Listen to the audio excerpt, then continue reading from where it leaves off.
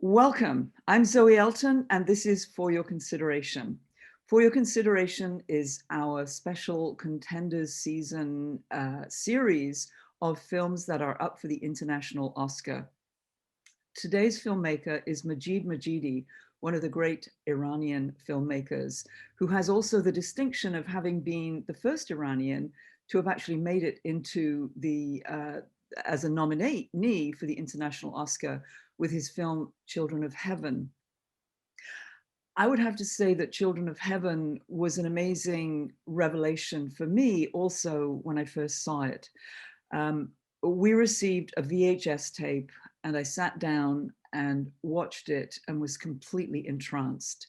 And we showed that at Mill Valley Film Festival, and we've shown other films of his there. And it's thrilling to be able to actually connect with him because we can now that we're doing these things remotely. So great welcome to Majid Majidi, and welcome also to interpreter Tufan Garikani.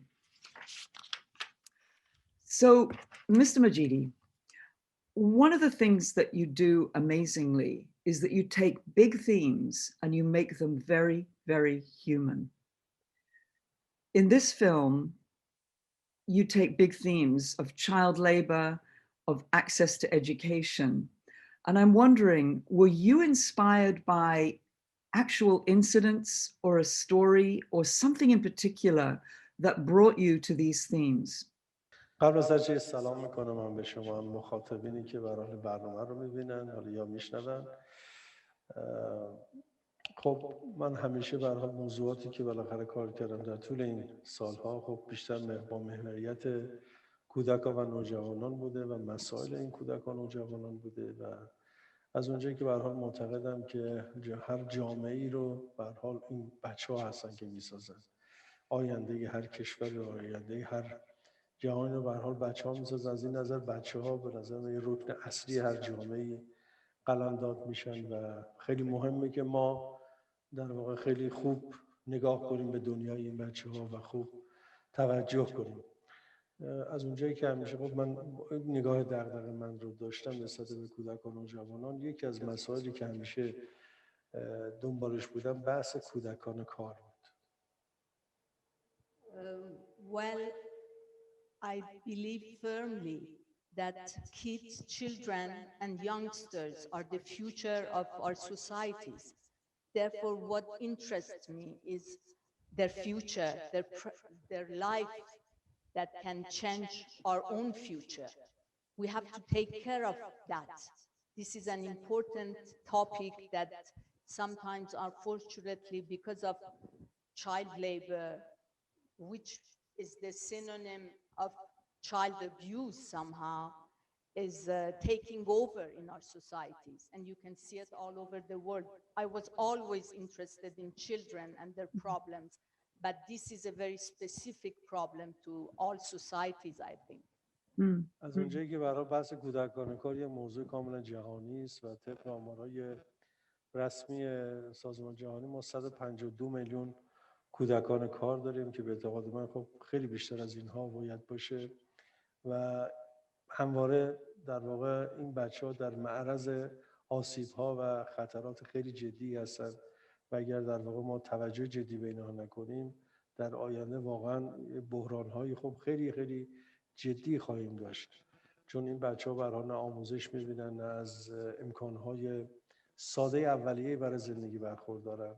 برای همین توجه کردن این بچه‌ها حداقل لازم مثلا بحث آموزش که بحث بسیار مهمی هستش این بچه‌ها باید داشته باشن. برای من این فیلم رو برگرفته از یک مدرسه واقعی که در تهران یک گروه NGO در واقع درست کرده بودن و این کودکان کار را جمع‌آوری کرده بودن و به اونا آموزش میدادن، خیلی من رو تحت تاثیر قرار داد و احساس کردم که چقدر کار با ارزشمند اینا دارن میکنن و خیلی خوبه که من این نگاه و این کار رو در واقع گسترش بدم و در واقع با یک نگاه جهانی بهش نگاه بکنم و بتونه بعدها این فیلم این تأثیر رو بگذاره که هم مردم هم دولت مردم و هم حقوق سازمان‌های حقوق کودکان در واقع به کمک بیان و بشه در واقع آموزش‌های رایگانی برای این بچه‌ها در سطح کل جهان در واقع به وجود آورد.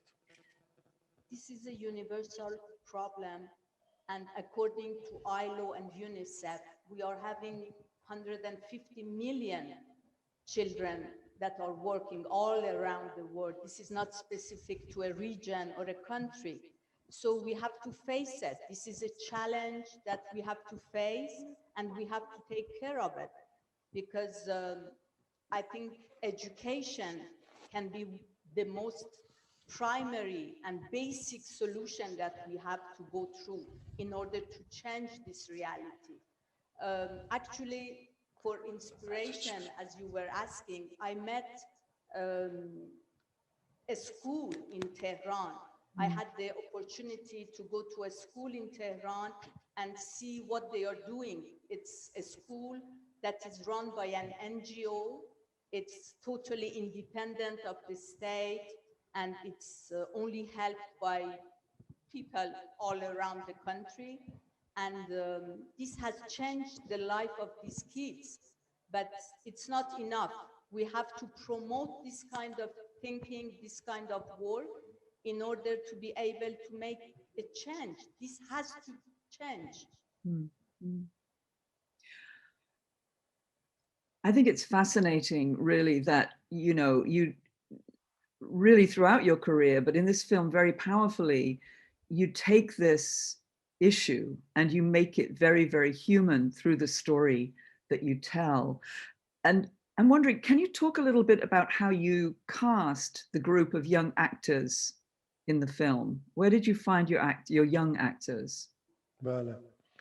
خب بحث پیدا کردن این بچه هم همیشه خب یه چالش مهمی بوده برای من، مثل سایر فیلمایی که به هر حال با محوریت بچه ها بوده. خب یکی از سخت‌ترین بخشا واقعا همین پیدا کردن این بچه ها بود، بخصوص این بچه هایی که بالاخره بچه های خب طبیعی هم نبود، طبیعی به معنای اینکه برای تو مدارس اینا نمیشد اینا رو پیدا کرد، بعد سر چهارراه و کوچه و خیابونا تو مترو دنبال این بچه ها میگشتی و به هر حال بچه‌های بسیار خاصی هم هستن به دلیل اینکه اینها خودشون تصمیم میگیرن برای خیلی از امورهای زندگیشون. بالاخره بچه‌هایی که در کوچکی بزرگ شدن، برای من خب خیلی سخت بود که با اینا توجه اینا رو جلب کردن و آوردن و شاید چیزی 2-3 ماه تا 4 ماه کاستینگ این فیلم طول کشید و بچه‌هایی که تو این فیلم می‌بینید شما همه بچه‌های واقعی هستن که تو این متروها و خیابونا کار کردن. علی همین زمانی که در واقع در فیلم هستش، روحالله زمانی، کسیه که به هر حال جزء این بچهای کاره، اون خواهربرادر افغانی که خواهربرادر واقعی هم هستن، اینا جالبه که از 7-8 سالگی تو مترو کار کردن و بچهای دیگه همینطوری و پیدا کردن این بچه‌ها خب برای چالش بسیار بزرگی بود.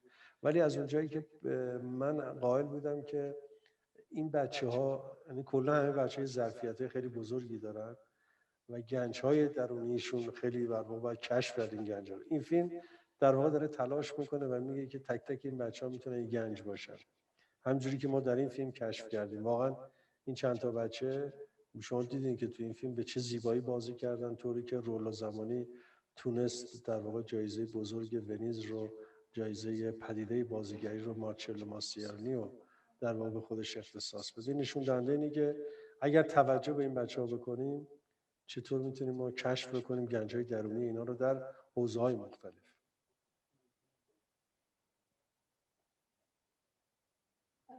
Well, the toughest part was actually casting these kids, as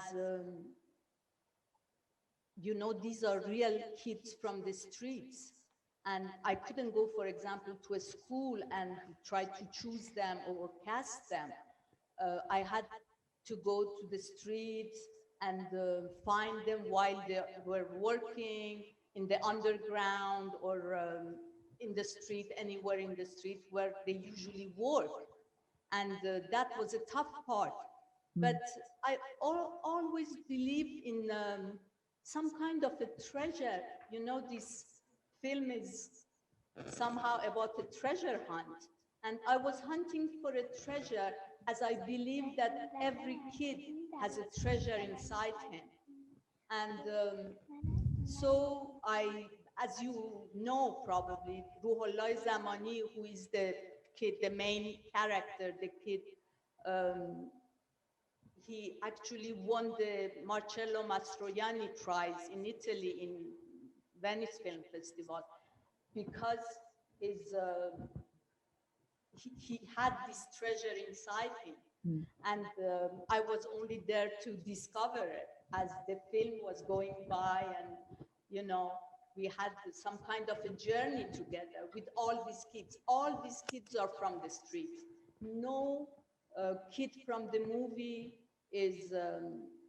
has any kind of experience in movie making or anything like that. They are all from the streets. The sister and the brother in the movie are real sister and brother. They all started working from when they were 6 or 7. Therefore, that was a hunt. That was another kind of treasure hunt I was doing. Yeah, there are layers upon layers of treasure hunts in this film. It's interesting also, I mean, you're saying that it's the treasure inside the children. For filmmakers, it's often said that you should never work with children and you should never work with animals. But you have been incredibly successful in working with children. What is the key to unlocking those treasures with young actors, as for you as a director? خب خیلی سخته توضیحش، خیلی سخته. فقط میتونم این رو بگم که البته خب تجربه‌های من به کمکم میاد، از تجربه خیلی دور که دورانی که بالاخره خودم کار بازیگری میکردم و تئاتر مدرسه و همچنین کار تئاتر با کودکان که برای جزء رشته تحصیلی من بوده. جدای از اینا چیزی که فقط میتونم حالا خیلی کلی بگم این که وقتی شما درست انتخاب میکنی 50% خب راه رو رفتی. این درست انتخاب کردن به نظر من خب خیلی بخش خیلی خیلی مهمی از کار که وقتی شما درست انتخاب میکنی 50% راه رو رفتی و 50% دیگر رو با توجه به تجربیات که دارم میتونم اون گنجای درونی اینا رو در واقع بیرون بیارم. به هر حال هم کار خیلی سختیه و هم کار به هر حال اگر که چیزش آدم یاد بگیره میتونه خیلی کار ساده‌ای باشه، ولی خب به هر حال کار کردن با بچه‌ام جوری که گفتین خیلی پیچیده است، خیلی سخته، خیلی تحمل میخواد، خیلی حوصله میخواد. بیشتر باید با اینا رفیق شد و دوست شد که اونا به شما اعتماد بکنن. وقتی که اونا به شما اعتماد میکنن همه جوره میان و اون احساسشون، حسشون رو در اختیار شما میگذارن. رفاقت کردن رو با بچه‌ها به نظر که از عنصرهای مهمه که شما رو باور کنن و وقتی شما رو باور میکنن، به شما اطمینان پیدا میکنن، اون وقت شما میتونید به خوبی به اونا نزدیک بشید و اون به قولی گنج درونیشون رو شما بیرون بکشید. Well, as you said it yourself, and as you can imagine, this is a very sophisticated, complex procedure somehow. And I can't go into details as it comes from years of experience. I studied drama, then I played in movies myself. I was an actor first, and then I became a filmmaker. And years of experience with children, because that was the topic that interested me most. So I have years of experience with children, as you know. And well, from my experience, I can say that they have to trust you and they have to believe in you. When you're able to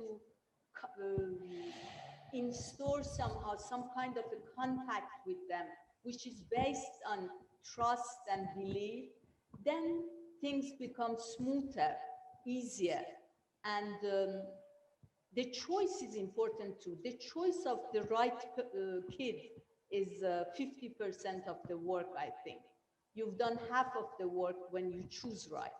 And then you have to have their trust and you have to have them believe in you. Then it's very smooth. It goes smoothly, even though working with children from the streets is the hardest one because they can't easily trust you.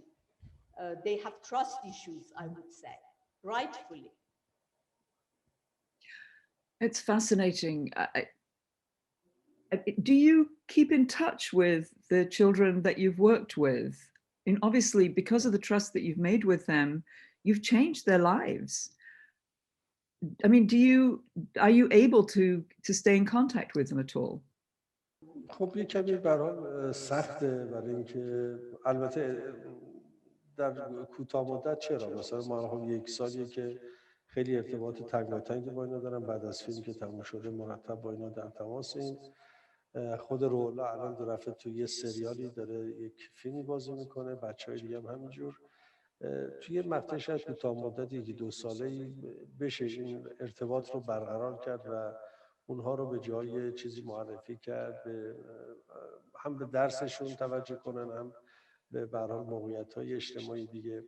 از اونجا به بعد در واقع راه رو باید ما در واقع هموار بکنیم که خودشون عبور کنه. خوشبختانه خب این بچه‌ها الان خب بنز کافی مثلا تو ایران معروف شدن، هرچند که هنوز فیلم به دلیل همین مسئله کووید هنوز نمایش داده نشده در ایران، ولی خب در همین جشنواره که در داخل ایران بود خب اینا جوایز زیادی گرفتن، در خارج هم در ونیز خب فیلم درخشیده و در جشنواره‌های دیگه. ولی مطمئنم که به هر حال وقتی فیلمم که نمایش داده بشه راه برای اینا باز میشه. چیزی که مهمه، من تلاش کردم که در واقع مردم رو نسبت به این جریان و این بچه‌ها جلب بکنم و کمپین هایی درست بشه که خوشبختانه داره اتفاقش افتاده الان و منتظریم که به محض که فیلم شرایط خوب بشه که اکران کنیم، به محض که اکران بشه کمپین ها راه بیفته و ما مدارس زیادی بتونه ساخته بشه، بچهای زیادی بتونن به مدارس برن و اینا رو تحت پوشش ما قرار بدیم. هدف این بوده، ولی خب در کوتاه مدت قطعا خب اینا ما داریم ساپورت میکنیم و امیدواریم که بعد از این دو سالی که حالا یه سال دیگه که ما اینجوری ساپورت بیشتر احتیاج به ساپورت عاطفی و ارتباط چیزی دارن، هم البته مسائل مالی هم مهمه. خب خوشبختانه ما برای همین تعداد بچه محدود تونستیم امکانی رو فراهم بکنیم که اینا دیگه کار نکنن و خوشبختانه اینا کار نمیکنن، تحت حمایت سازمان‌های همین در واقع کودکان هستن این بچه‌ها و الان دارن فقط درس بخونن و امیدواریم که در روند این ماجرا شرایط طوری بشه که برای بچه‌های دیگه هم بشه این امکان رو به وجود آورد. In short term, yes, we can keep the contact 1 year or 2 years. The last year, from the beginning of the journey with them, we have kept our relationship, and I have tried to convince their families not to let them work anymore, help them financially in order to be able to let go of the work and just study in those schools. And well, because it's a few of them, we can do that. But my main purpose, my goal is to publicize this problem and hope for actions that will change the lives of many of them. Because yes, for 6 or 7, I can do things. I can improve their quality of life or study, but really my goal is to do more, to do for more than 5 or 6. Yeah, yeah. I'm curious about the tunnel scene. So I'm going to ask you more of a production question. His journey towards the treasure is absolutely gripping. And basically what we're seeing is a kid going through a long tunnel, going towards the treasure, the goal. And I'm wondering if you could tell us a little bit about could you describe how you actually shot the film in that very, very cramped space? And, did you plot out getting deeper and deeper and deeper in the script? بله، به هر حال بخش اون کانال و اون تونل یکی از اصلی ترین بخش خود فیلمی که تو سناریو واقعا برای ما چالش بزرگی بود، چون برای هیچ تجربه این چینی هم وجود نداشت. ما خب در ایران مثلا قنات‌های همین چیزی زیاد وجود داره، ولی تجربه رفتن اون تو و اساسا دیدنش و کار کردن که اصلا تا حالا همچین چیزی امکان نداشته. ما با تصورات که داشتیم و با در واقع نقشه هایی که از این مسیر و این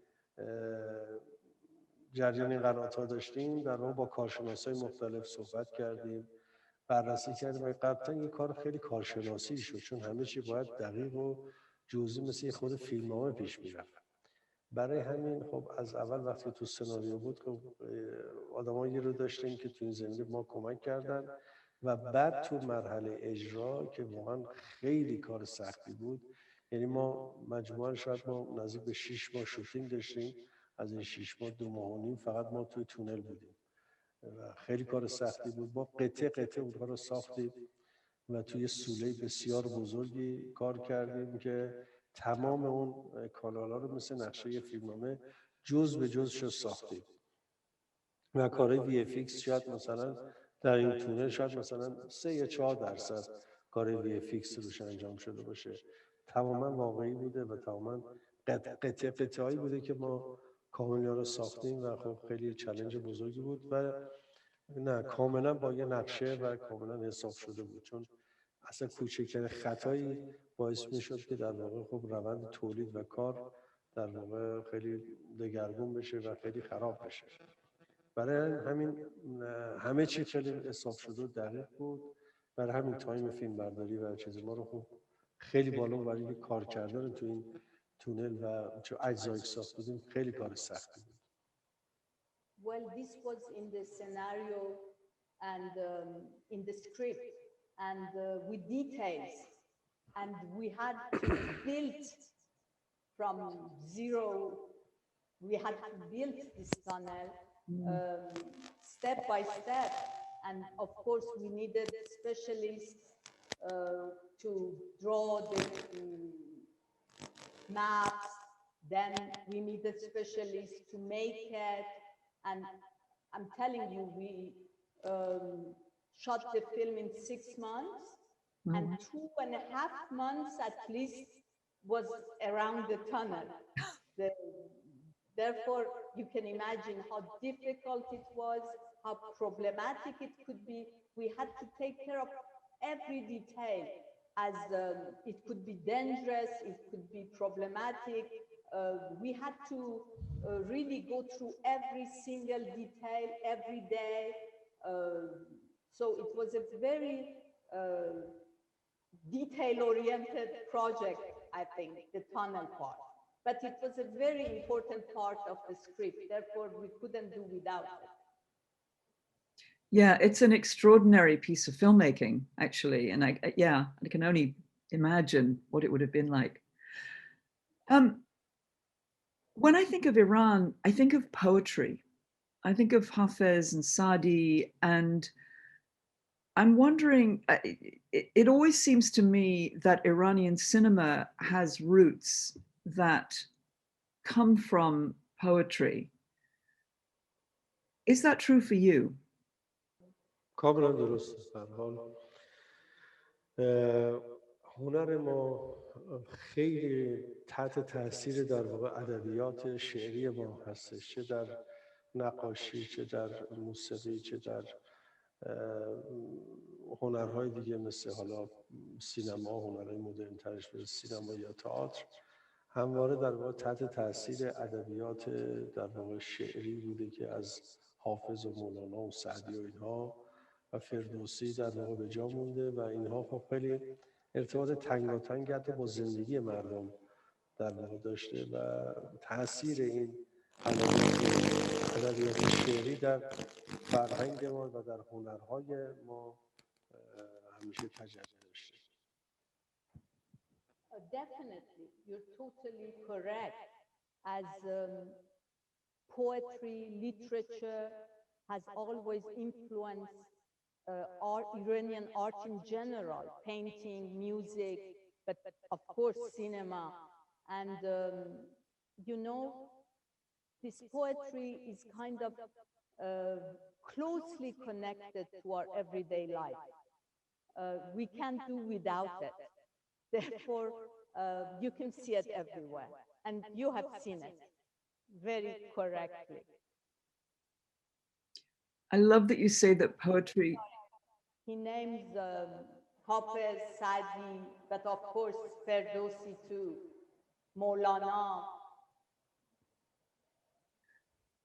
When you say poetry is connected with your everyday life, what does that look like? به طور مثال مثلا ما در فرهنگمون داریم که مثلا حافظ، کتاب حافظ به شکل خیلی سنتی در همه خانه ها هست.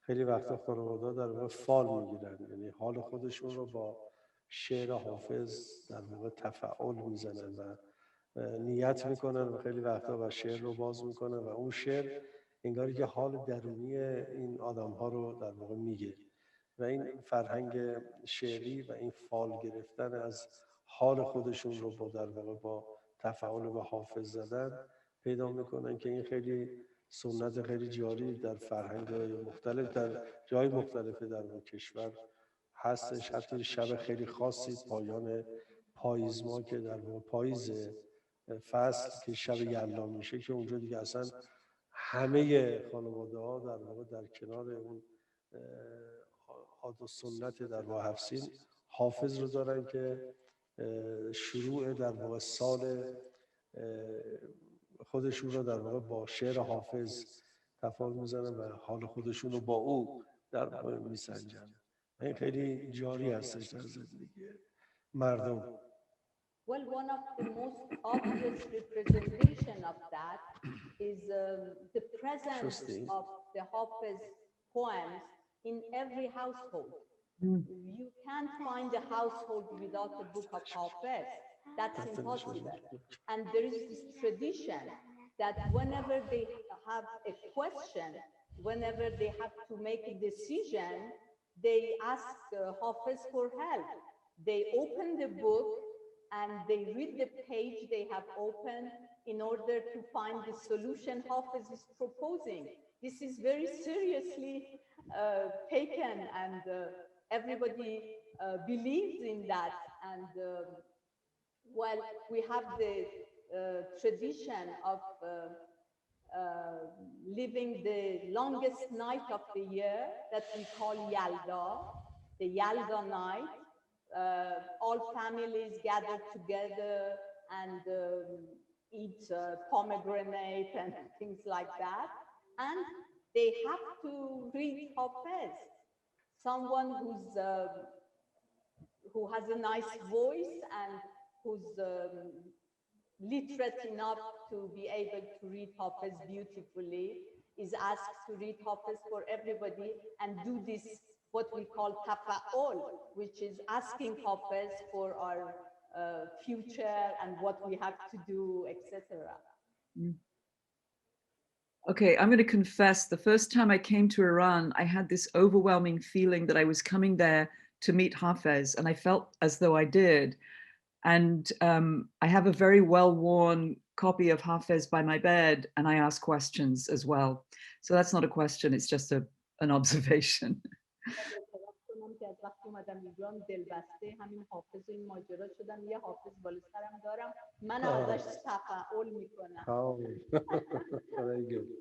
And he blows me away every time.